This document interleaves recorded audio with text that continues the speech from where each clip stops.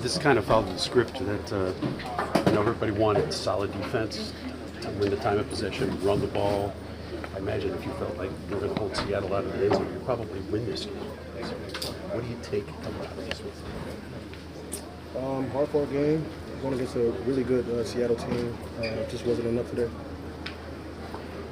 What did you think of Phil's performance today? Just coming back 5 years ago and doing what he did today. Yeah, a lot of respect for Phil. Everything that he gave us this entire week, and just his determination, his passion, fire that he played with. It's great to see, and just putting his body on the line. He doesn't have to do that, and I'm sure every guy in this locker room will greatly appreciate it. This defense was able to keep an explosive Seattle offense out of the end zone, come away with some huge stops. How do you describe the offensive momentum they were able to find in the second half and take us through, that last drive that set them up the field goal? Yeah, we're trying to play complementary ball as much as possible.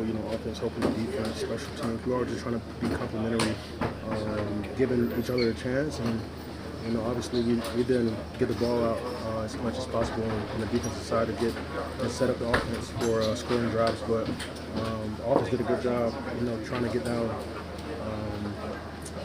in a way to set us up for a win. We just came up short. So there's some positives you can take from this. You guys got the stops. The offense moved the ball. 3 games left. It's all or nothing, right? Yeah, all or nothing. We set out to the bye week how it was going to be big to have a playoff stretch to conclude the regular season. So right now we just got to stay positive and keep our approach to the game. I think Ameer just heard you say to your quarterback, this game will break your heart. When you're out there, 2 minutes to go, when you guys put yourselves in an opportunity to win. How good were you feeling at that point when Groupie hits a 60-yarder and you guys were doing everything offensively to try to... Hats off to Groupie. We see him work every day in practice. That dude can really kick the ball, so we're feeling good, but we know how this game is. You got to make the plays all the way throughout the game, and we just weren't able to do that. With the opportunity to win it late, what was Phil saying to you guys on the sideline as you prepared to go back out there and answer that field goal? Yeah, just begin again. No matter what happens, that we got to set our mindset on beginning again, the next drive, next play, next opportunity. I think that's a good mantra for our team. You're a vet in this league. You're playing with a veteran in this league. What were you and Philip able to do throughout the course of the week that established that quick connection that obviously came to fruition this afternoon? Well, you know what? My first game was actually against him. So it was definitely a connection, both from Alabama as well. So just communicating early in the morning, talking about how he saw the game, how he saw the structure of the defense, and just being ready, to be an outlet for him. And we were able to do that in certain spurts.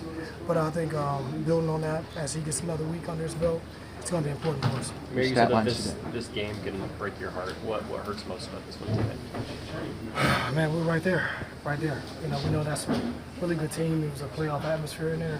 It was rocking. To lose with less than a minute left, it's a storybook, but not the side of story. Ameer, how's your comfort level now that the stats today looked impressive for you personally. Is there a comfort level? I've played a long time. I feel like whenever you call on me, I feel like I'm ready. I think we've had a lot of momentum riding JT this year. And I think as we get deeper into December, it's going to take the entire village. And today we saw a little bit of that. So, I'm confident. How much has he shaped you? A lot. He's one of the hardest workers. He's one of the most positive people I've been around throughout my 11 years. So it kind of just is a morale boost every single day to see him sometimes get 20 to 25 carries and show up and still work the same. It's like, heck, man, if he's doing it, I can show up and be that much better myself. This group has been on a roller coaster. The last week, you lose Daniel. Obviously, that last week, a devastating loss to Jacksonville. What did Philip bring into this building when he walked in there, especially on Wednesday, to put you guys in a position to potentially win this game and keep your playoff hopes alive? Just instant leadership.